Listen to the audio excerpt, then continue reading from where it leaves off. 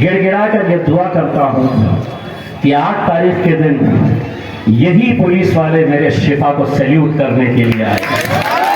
आज पहली मर्तबा अल्हम्दुलिल्लाह मैंने हमारे उम्मीदवार शिफा भाई को मिला, उन्हें देखा, उन्हें गले लगाया।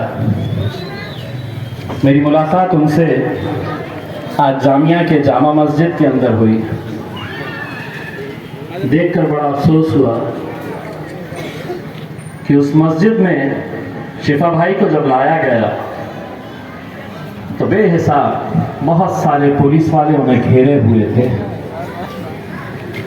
इस तरीके से उन्हें लाया गया मानो वो कोई एक दहशतगर्द है, कोई आतंकी है।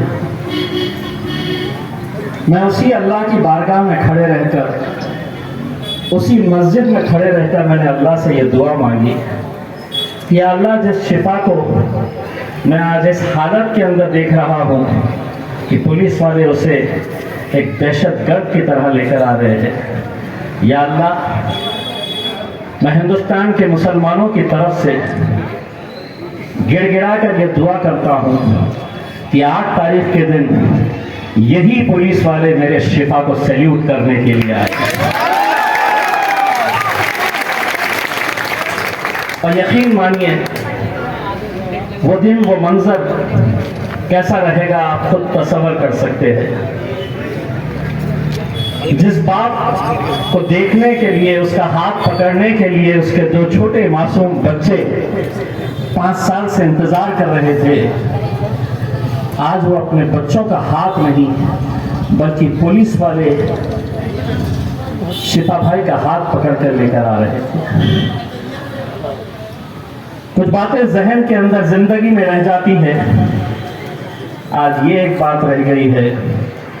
और दूसरी, जब असदुद्दीन अवैसी साहब शिफा भाई के घर पे हमारे साथ गए तो एक बुजुर्ग माँ शिफा भाई की जिस तरीके से वो बिलक बिलक कर असद भाई से मिलकर रो रही थी, उन्होंने जानते हैं असद भाई से क्या कहा?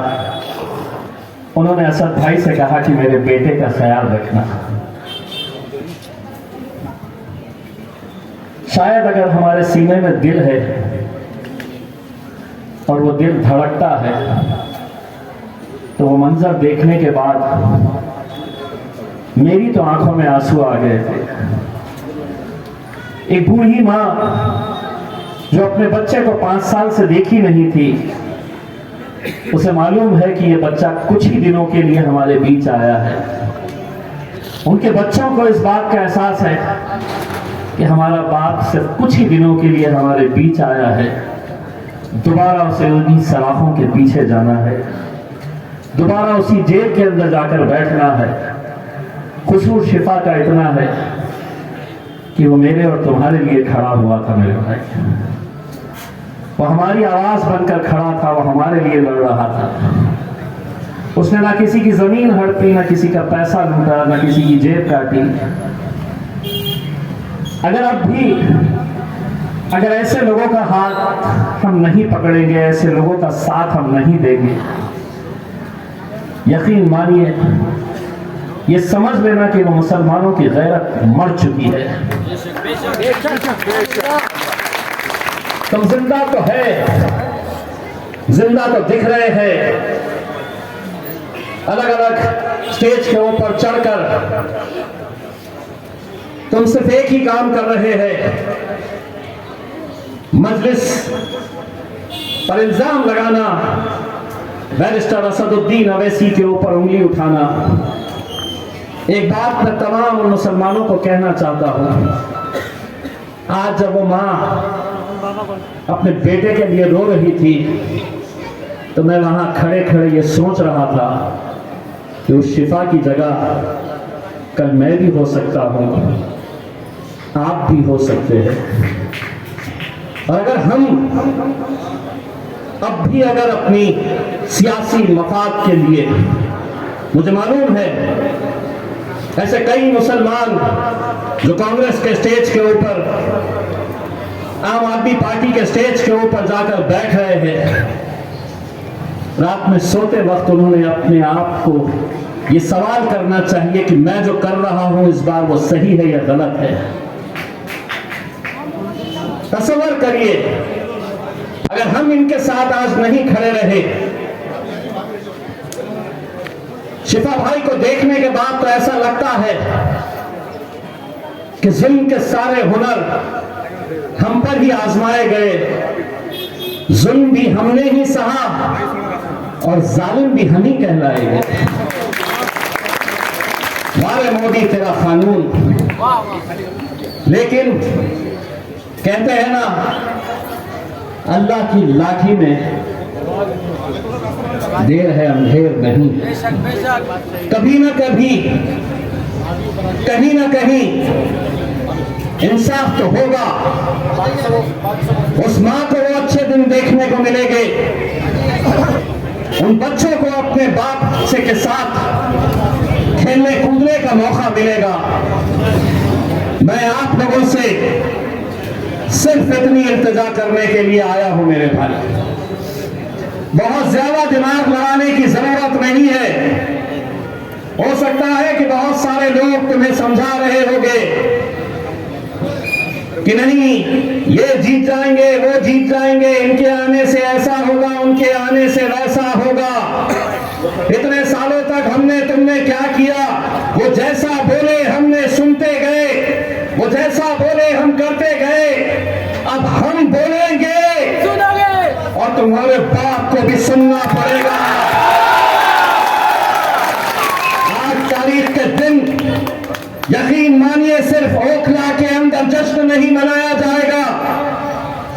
हिंदुस्तान का मुसलमान और हिंदुस्तान के बाहर जो मुसलमान है वो टुकटुकी लगाए हुए तुम्हारी तरफ देख रहे हैं।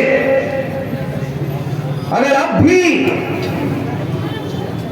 अगर बिखर गए तो फिर जमाने की ठोकरों में आ जाएंगे, और अगर मुत्तहिद रहे तो इंशाअल्लाह फिर जमाने पे छा जाएंगे।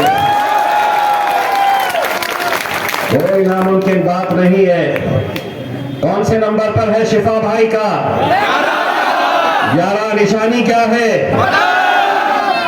5 तारीख के दिन जाकर क्या करना है?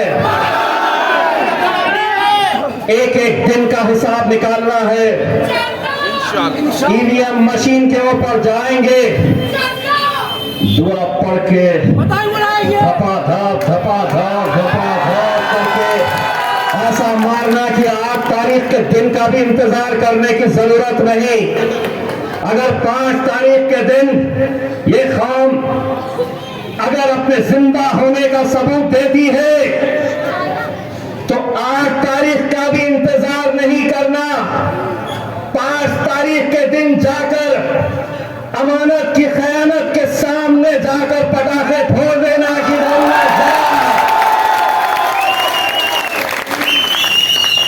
कोई नहीं आने वाला। हमारी लड़ाई हमें ही लड़ना है मेरे भाई। कितनी भी ताकतें लगा ले, जो करना है कर ले, लेकिन आपको इस बात का एहसास होना चाहिए, आपको ये ख्याल रखना चाहिए कि जिस शिफा भाई को पुलिस वाले एक आरोपी की हैसियत से निकाले, 8 तारीख के दिन जब वो जेल से बाहर निकलेंगे तो ओखला का विधायक MLA शिफा रहमान बन के निकलना चाहिए।